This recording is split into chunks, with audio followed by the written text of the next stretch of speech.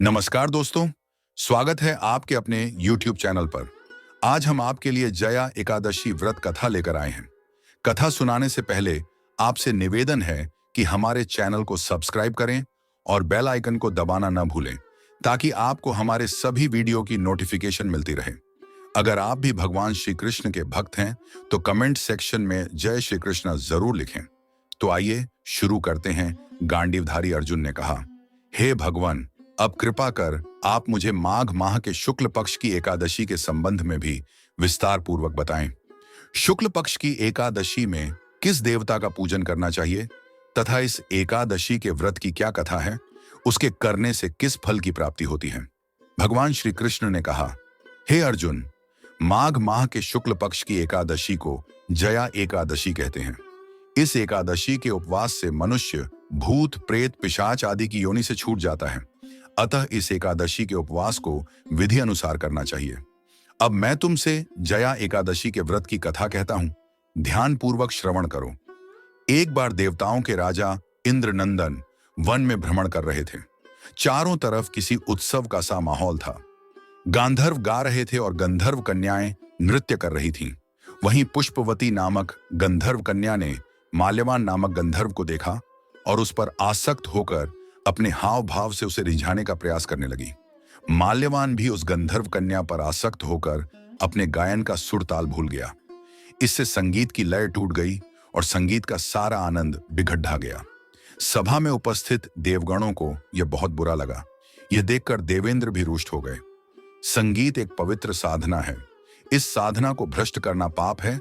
अतः क्रोधवश इंद्र ने पुष्पवती तथा माल्यवान को शाप दे दिया। संगीत की साधना को अपवित्र करने वाले माल्यवान और पुष्पवती, तुमने देवी सरस्वती का घोर अपमान किया है। अतः तुम्हें मृत्युलोक में जाना होगा। गुरुजनों की सभा में असंयम और लज्जाजनक प्रदर्शन करके तुमने गुरुजनों का भी अपमान किया है।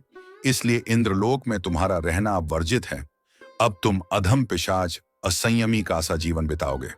देवेंद्र का शाप सुनकर वे अत्यंत दुखी हुए और हिमालय पर्वत पर पिशाच योनि में दुखपूर्वक जीवन यापन करने लगे। उन्हें गंध रस स्पर्श आदि का तनिक भी बोध नहीं था। वहीं उन्हें असहनीय दुख सहने पड्डीडी अच रहे थे। रात दिन में उन्हें एक क्षण के लिए भी नींद नहीं आती थी।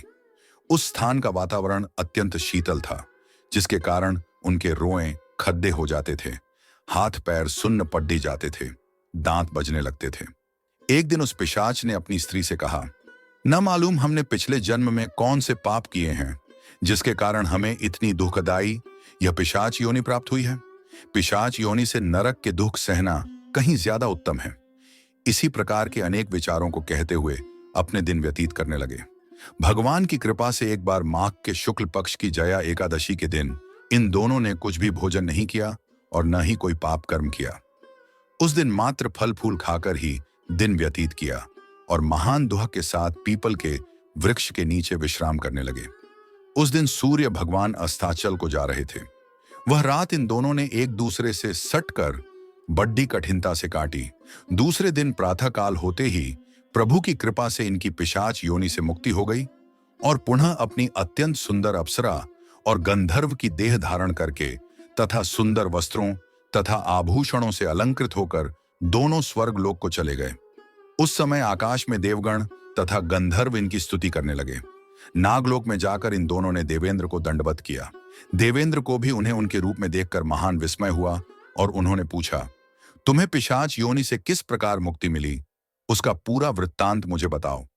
देवेंद्र की बात सुन माल्यवान ने कहा, हे देवताओं के राजा इंद्र, श्री हरि की कृपा तथा जया एकादशी के व्रत के पुण्य से हमें पिशाच योनि से मुक्ति मिली है।